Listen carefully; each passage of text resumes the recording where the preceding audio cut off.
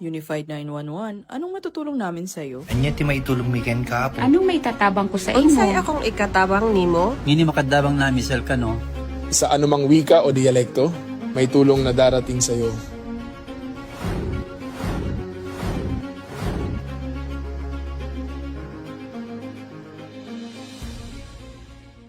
Lilingkod sa bawat Pilipino at magbibigay ng tamang impormasyon para sa tahimik at maayos na Pilipinas. Police News Network, alagad ng batas, tagapagtaguyod ng balitang pulis, sandigan ng mamamayan, patnubay ng katotohanan.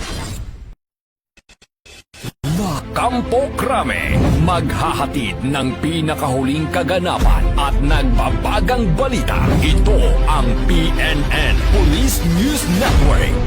At ngayon, ang inyong mga tagapagbalita. Magandang araw, bagong Pilipinas. Ako yung alagad ng batas, tagataguyod ng balitang pulis. Patrolman Justin Mamolo mula sa PNP Drug Enforcement Group. Maghahatid sa inyo ng tamang balita, kwento ng pulis at serbisyo para sa mamamayan, at ito ang PNP News Online. Ang pangunahing balita ng Police News Network, alagad ng batas, tagataguyod ng balitang pulis.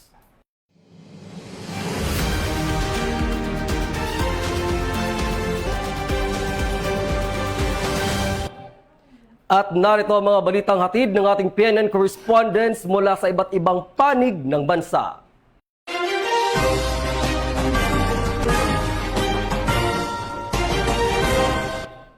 Ngiti, galak at pagmamalasakit ang hatid ng PRO CAR at PNP OLCFI ng mga mag-aaral ng Mamuyod Elementary School sa matagumpay na pagsasagawa ng isang outreach program bilang bahagi ng patuloy na paglilingkod ng PNP sa komunidad.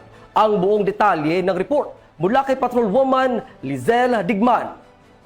Ngiti at galak sa mga mukha ng mga bata ang hatid ng isinagawang joint outreach program sa Mamuyod Elementary School Ambassador Tublay Benguet noong Hunyo 18, 2026.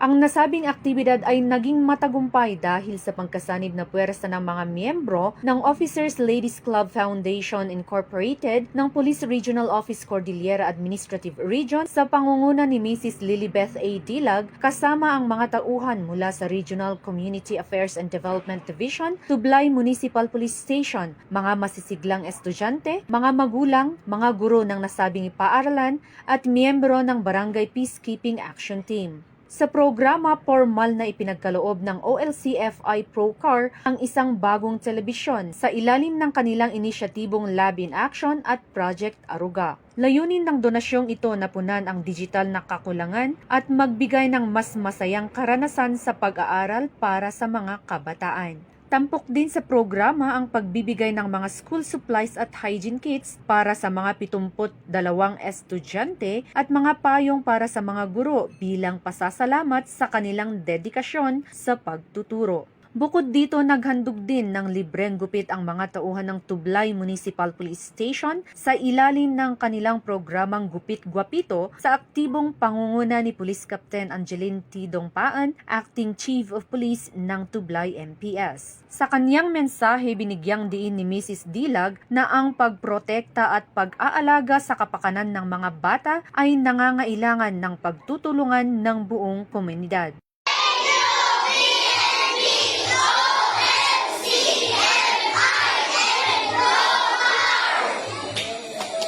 Layunin ng aktibidad na mas mapalakas ang ugnayan ng Philippine National Police, mga stakeholders at ng komunidad sa pamamagitan ng pagbibigay ng suporta sa edukasyon, pagsusulong ng kalinisan at kalusugan at paghatid ng serbisyong may malasakit para sa kapakanan at mas magandang kinabukasan ng mga kabataan. Mula dito sa rehiyon ng Cordillera, ako ang inyong PNN correspondent, Patrolwoman Lizelle Digman, alagad ng batas, tagataguyod ng balitang pulis. Maraming salamat, Patrolwoman Digman. Isang individual ang naaresto ng mga operatiba ng Dagupan Maritime Unit sa ikinasang operasyon sa Dagupan City, Pangasinan. Kaugnay sa kasong child abuse, babalitayan ni Police Corporal Imelda Sales. Matagumpay na naaresto ng mga tauhan ng Dagupan Maritime Law Enforcement Team sa pangungunan ni Police Staff Sergeant Dodluil P. Arroyo at sa ilalim ng supervisyon ni Police Captain Rachel V. Corpus, Acting Station Chief ng Pangasinan Maritime Police Station. Ang isang wanted person na sa bisa ng warrant of arrest noong Hunyo 18, 2026, dakong alas 11 ng umaga sa Barangay Bunuan Giset, Dagupan City. Ang naarestong individual ay 35 taong gulang, may asawa at residente ng Barangay Pugo Chico, Dagupan City. Siya ay nahaharap sa kasong paglabag sa Section 10, Paragraph A ng Republic Act No. 7610 o ang Special Protection of Children Against Abuse, Exploitation and Discrimination Act na nakapaloob sa Criminal Case Number 2026-0611-D. Ang nasabing warrant ay inisyu ng 1st Judicial Region, Branch 15, Family Court, Dagupan City, na may itinakdang piyansa na nagkakahalaga ng 80,000. Sa oras ng pag-aresto, ipinaalam sa akusado ang dahilan ng kanyang pagkakaaresto at ang kanyang mga karapatang konstitusyonal sa wikang kanyang lubos na nauunawaan. Alinsunod sa Administrative Matter No. 21-06-08-SC o ang Rules of the Use of Body-Worn Cameras in the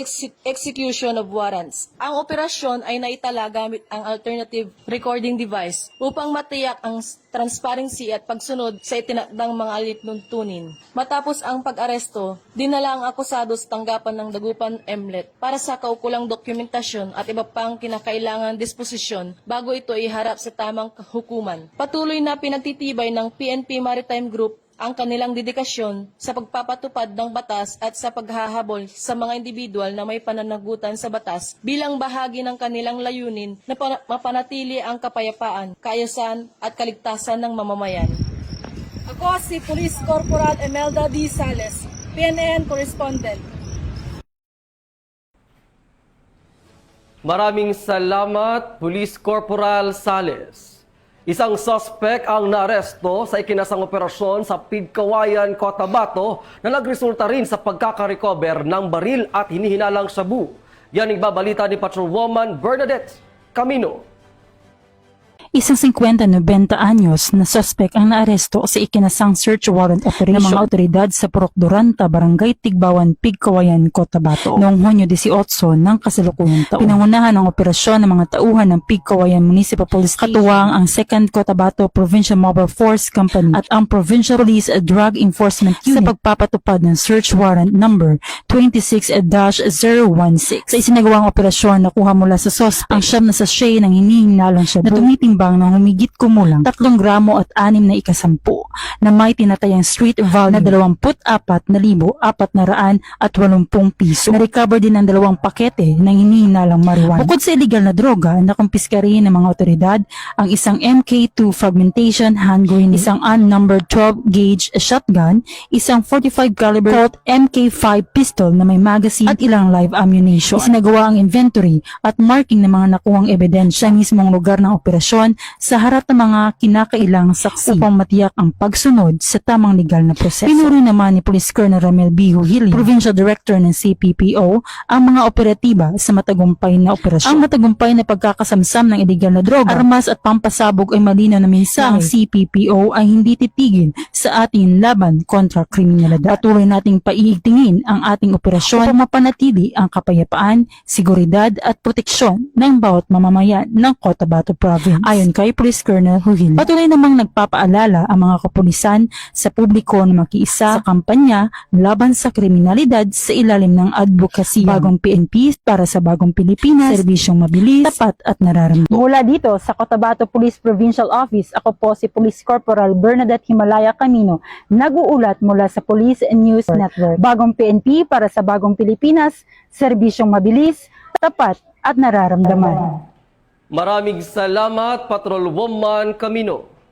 2 pinaghihinalaang sangkot sa iligal na droga ang naaresto sa ikinasang anti-drug operation ng mga otoridad sa bayan ng Tantangan, South Cotabato. Babalita yan ni Patrolwoman Resalie Umalay. Arestado ang dalawang hinihinalang gumagamit ng iligal na droga matapos rumisponde ang mga operatiba ng Tantangan Municipal Police Station sa isang ulat hinggil sa umano'y paggamit ng ipinagbabawal na gamot sa loob ng pampublikong sementeryo sa Barangay Poblasyon, Tantangan, South Cotabato noong Hunyo 19 taong kasalukuyan. Kinilala ang mga naaresto na sina alias Fear, 34 anyos at alias Son, 34 anyos, kapwa residente ng Malbog, Barangay Magon, Tantangan, South Cotabato. Bandang alas 5:46 ng hapon nang tumugon ang mga tauhan ng Tantangan Municipal Police Station kasama ang mga operatiba ng South Cotabato Police Intelligence Unit matapos makatanggap at makapaberipika ng ulat na may dalawang individual na nakitang gumagamit umano ng iligal na droga sa public cemetery na matatagpuan sa Purok Salukag, Barangay Poblasyon. Sa pagdating ng mga otoridad sa lugar,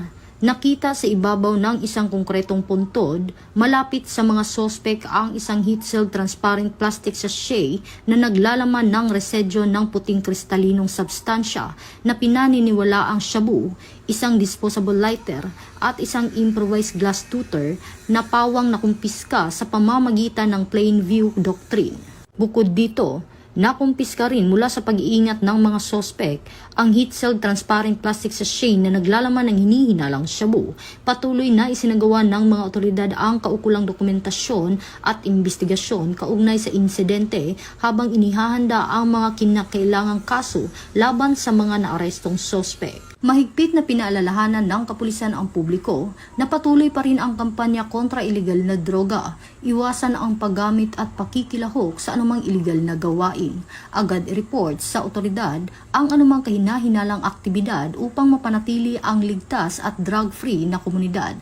Alinsunod sa advokasya ng bagong PNP para sa bagong Pilipinas, serbisyong mabilis, tapat at nararamdaman. Mula dito sa Campo Crame, ako ang inyong PNN correspondent, Patrolwoman Resalie Umalay, nagbabalita para sa Police News Network, alagad ng batas, tagataguyod ng balitang pulis. Maraming salamat, Patrolwoman Umalay. Isang konkretong pagpapakita ng malasakit at pagtutulungan sa komunidad ang isinagawa ng 2nd La Union Provincial Mobile Force Company sa matagumpay na turnover ng proyektong pabahay at pailaw ng pulis para sa pamilyang Castillejos sa Caba, La Union. Babalita yan ni Patrolwoman Dara Falogme. Matagumpay na isinagawa ng 2nd La Union Provincial Mobile Force Company sa pangunguna ni Police Lieutenant Colonel Roland M. Kingat, First Commander, ang turnover ceremony ng proyektong pabahay at pailaw ng pulis para kay Ginoong Castillejos at sa kanyang dalawang anak sa Sitio Canubat, Barangay San Jose, Caba, La Union. Naging katuwang sa nasabing proyekto si Miss Lani Yuson at iba pang stakeholder na nagbigay ng suporta upang maisakatuparan ang pangarap ng pamilya Castillejos na magkaroon ng ligtas at maayos na tahanan. Si Ginoong Castillejos ay nawala ng paningin bunsod ng isang brain tumor at matagal nang nahihirapang suportahan ang kanyang pamilya. Dahil dito, inulunsad ng mga kapulisan kasama ang kanilang mga partner organization at advocacy support groups ang pagpapatayo ng bahay sa ilalim ng 5 Peace Impact Project Program. Sa tulong ng sama-samang pagkilos ng mga stakeholder, volunteers at iba pang organization, nabigyan ang pamilya Castillejos ng isang ligtas, komportable at may maayos na ilaw na tahanan. Ang matagumpay na pagkumpleto at turnover ng proyekto ay patunay ng kapangyarihan ng pagkakaisa, malasakit at pagtutulungan ng komunidad sa pagbibigay ng pag-asa at pagbago sa buhay ng mga pamilyang higit na nangangailangan. Mula dito sa Campo Crame, ako ang inyong PNN correspondent, Patrolwoman Dara Palogme, alagad ng batas, tagataguyod ng balitang pulis, bagong PNP para sa bagong Pilipinas, serbisyong mabilis, tapat at nararamdaman. Maraming salamat, Patrolwoman Falogme. Sa patuloy na pinaigting na kampanya kontra ilegal na droga, matagumpay na naisagawa ng Rodriguez Municipal Police Station ang isang bypass operation na nagresulta sa pagkakakumpiska ng mahigit 400,000 halaga ng hinihinalang shabu at pagkakaaresto ng 4 na suspects. Babalita yan ni Patrolman Junmar Abang.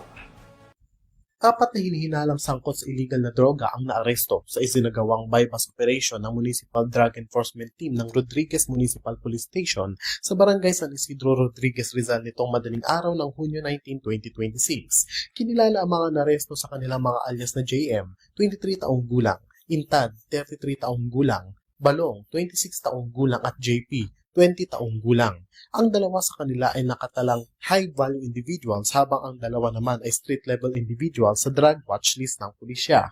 Sa nasabing operasyon, nakumpiska ang 14 na pakete ng hinihinalang shabu na may kabuwang timbang na humigit kumulang 60 gramo at may tinatayang standard drug price na 408,000 pesos. Na-recover din ng bypass money, karagdagang perang pinaniniwalaang mula sa iligal na transaksyon at 2 coin purse. Isinagawa ang operasyon sa ilalim ng kaukulang koordinasyon sa Philippine Drug Enforcement Agency at sa presensya ng mga mandatory witnesses alinsunod sa umiiral na batas.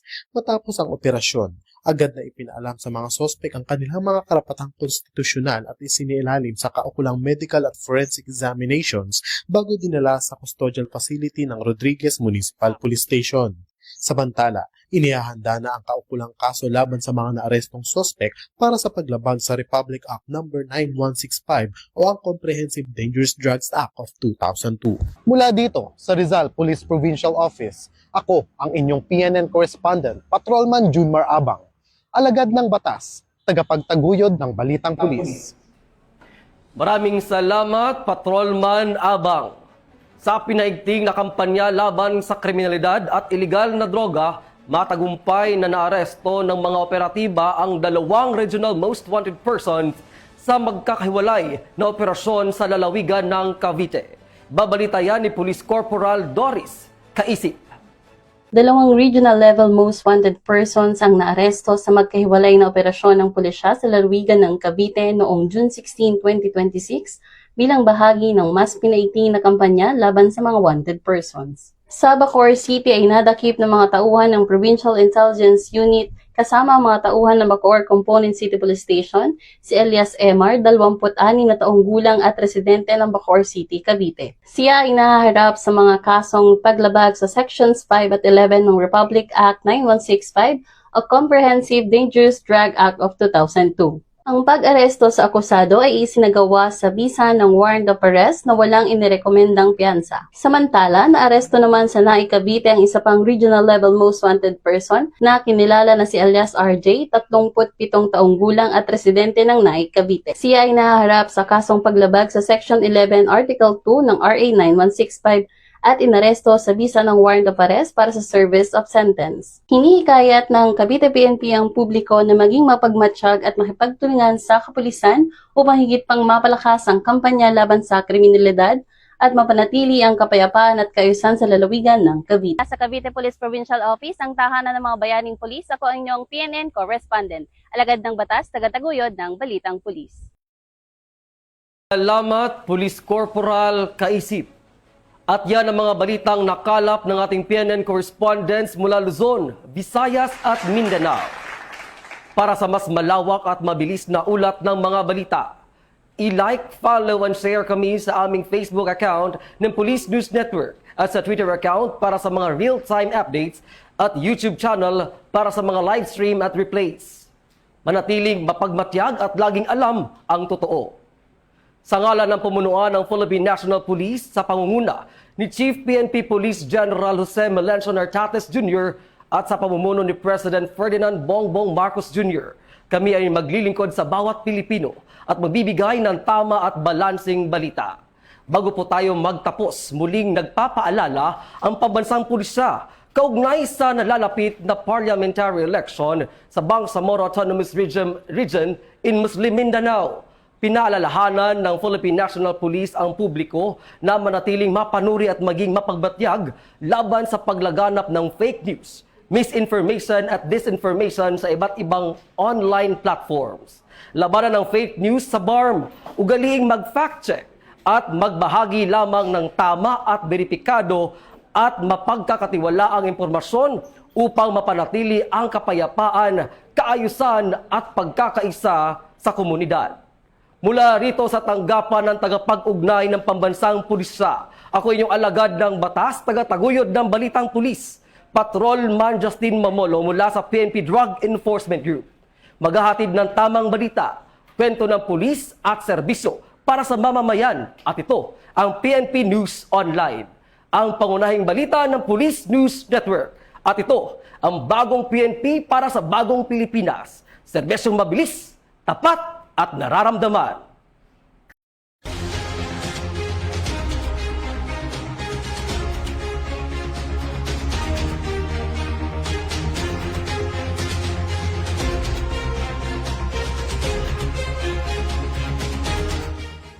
Police News Network, alagad ng batas, tagapagtaguyod ng balitang pulis.